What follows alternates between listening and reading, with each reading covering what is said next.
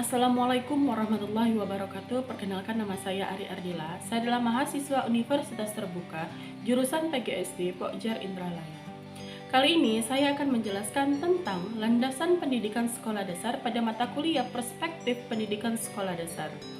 Pada modul ini kita akan menjelaskan dua materi. Yang pertama adalah landasan filosofis, psikologis, pedagogis, dan sosiologis antropologis pendidikan sekolah dasar. Dan yang kedua, kita akan membahas tentang landasan historis, ideologis, dan yuridis pendidikan.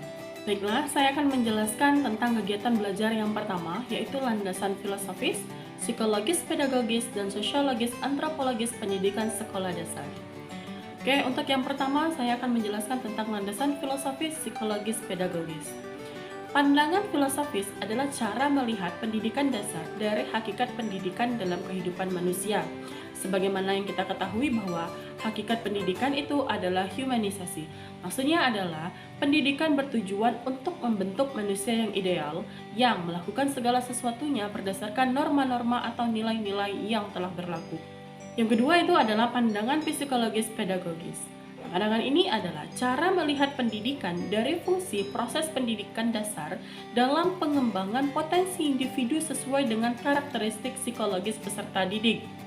Jadi, dalam landasan filosofis dan psikologis pedagogis, ini mewakili cara para ahli bidang filsafat, psikologi, dan pedagogik terhadap keniscayaan proses pendidikan untuk anak usia sekolah 6-13 tahun. Karena pendidikan untuk anak usia tersebut berlaku secara universal dan telah menjadi kenyataan. Namun, dari sini muncul beberapa argumen tentang keniscayaan pendidikan untuk usia 6-13 tahun. Yang pertama, pelembagaan proses pendidikan untuk usia dalam sistem pendidikan persekolahan. Yang kedua, proses pendewasaan yang sistemik lebih memberikan hasil yang lebih baik dan menguntungkan. Dan yang ketiga, berbagai teori psikologi, khususnya teori belajar, yang menjadi landasan konseptual teori pembelajaran. Nah, dari argumen tersini muncullah beberapa teori landasan filosofis dan psikologis pedagogis. Yang pertama itu adalah teori kognitivisme, yang kedua adalah teori historis kultural, dan yang ketiga adalah teori humanistik. Yang pertama, teori kognitivisme. Teori kognitivisme ini adalah sebuah teori yang dikembangkan oleh Sean Fierce, di mana menurut beliau pengetahuan itu adalah konstruksi pikiran yang berbentuk. Kenapa? Karena secara biologis adanya interaksi antara organisme dan lingkungan, dan secara kognitif adanya interaksi pikiran dan objek. Yang kedua itu adalah teori historis kultural. Teori ini memusatkan perhatian pada penggunaan simbol sebagai alat dengan dasar pikiran bahwa manusia bukan alat yang telah mengantarkan kemajuan bagi umat manusia. Yang ketiga, teori humanistik. Teori ini menyebutkan bahwa pendidikan manusia secara utuh dan menyeluruh yang memusatkan perhatian pada proses pendidikan yang memungkinkan peserta didik untuk belajar, untuk menikmati kehidupan, atau lebih meningkatkan kemampuan dalam keadaan atau dalam situasi yang positif. Dan yang ketiga adalah landasan sosiologis antropologis. Nah, pandangan sosiologis antropologis adalah cara melihat pendidikan dasar dari fungsi proses pendidikan dasar dalam sosialisasi atau pendewasaan peserta didik dalam konteks kehidupan bermasyarakat dan proses enkulturasi dari generasi tua kepada peserta didik yang sedang mendewasa dalam konteks budaya.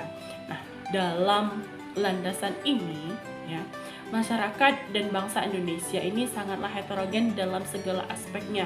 Oleh karena itu, walaupun secara konstitusional menganut satu sistem pendidikan nasional, instrumentasi atau pengelolaan sistem pendidikan tidak mungkin dilakukan secara homogen. Masyarakat dan bangsa Indonesia memiliki fenomena yang bersifat pluralistik atau berbineka, tapi terikat oleh komitmen satu kesatuan tanah air, kebangsaan, dan bahasa persatuan. Hal ini akan mempengaruhi praksis atau kehidupan nyata pendidikan nasional kita, termasuk pendidikan sekolah dasar. Selanjutnya adalah kegiatan belajar 2, yaitu tentang landasan historis, ideologis, dan yuridis pendidikan.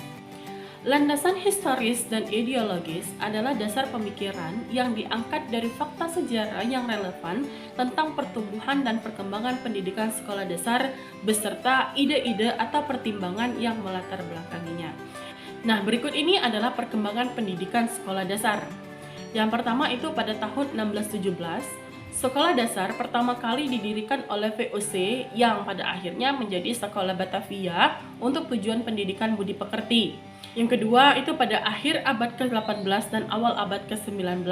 Pemerintah Hindia Belanda menangani pendidikan untuk bumi putra dengan tujuan untuk memperoleh tenaga terampil untuk kepentingan penjajahan dengan modal dualistik. Yang ketiga itu pada abad ke-20. Pendidikan sekolah dasar tetap bersifat dualistik dengan dua jenis sekolah dasar, yaitu sekolah dasar yang berbahasa Belanda untuk anak keturunan Eropa dan Timur Asing, dan juga untuk anak pribumi yang kaya, dan yang kedua itu adalah sekolah dasar berbahasa daerah untuk keturunan pribumi. Yang ketiga itu pada antara tahun 1908 sampai 1945.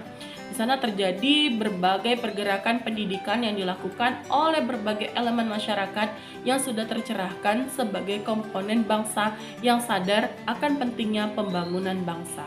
Secara ideologis dan yuridis, Undang-Undang Dasar Negara Republik Indonesia tahun 1945 merupakan dasar atau fondasi pendidikan nasional.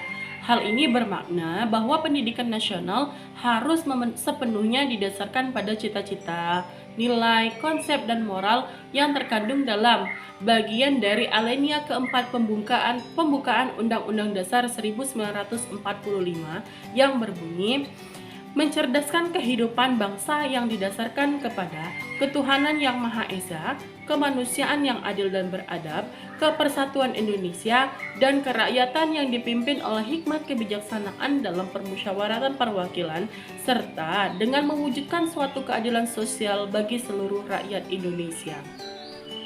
Nah, dari landasan historis, ideologis, dan yuridis pendidikan sekolah dasar, dari sini bisa kita simpulkan bahwa dasar dari historis, ideologis, dan yuridis pendidikan sekolah dasar itu adalah yang pertama, kemerdekaan Republik Indonesia pada 17 Agustus 1945.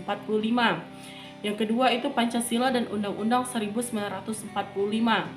Yang ketiga adalah komitmen politik negara Republik Indonesia. Dan yang keempat itu adalah Undang-Undang Nomor 20 Tahun 2003 tentang Sistem Pendidikan Nasional, dan yang keempat itu adalah Peraturan Pemerintah Nomor 10 Tahun 2005. Dari penjelasan saya tadi dapat disimpulkan bahwa pendidikan sekolah dasar sebenarnya berlandaskan pada pandangan filosofis, psikologis, pedagogik, sosiologis, antropologis, dan berlandaskan kepada sejarah perkembangan Republik Indonesia serta Undang-Undang Dasar 1945. Baiklah, demikianlah penjelasan dari saya mengenai modul 1 tentang landasan pendidikan sekolah dasar. Semoga apa yang telah saya jelaskan akan menjadi wawasan bagi kita semua ke depannya. Terima kasih banyak atas perhatiannya. Saya akhiri dengan wassalamualaikum warahmatullahi wabarakatuh.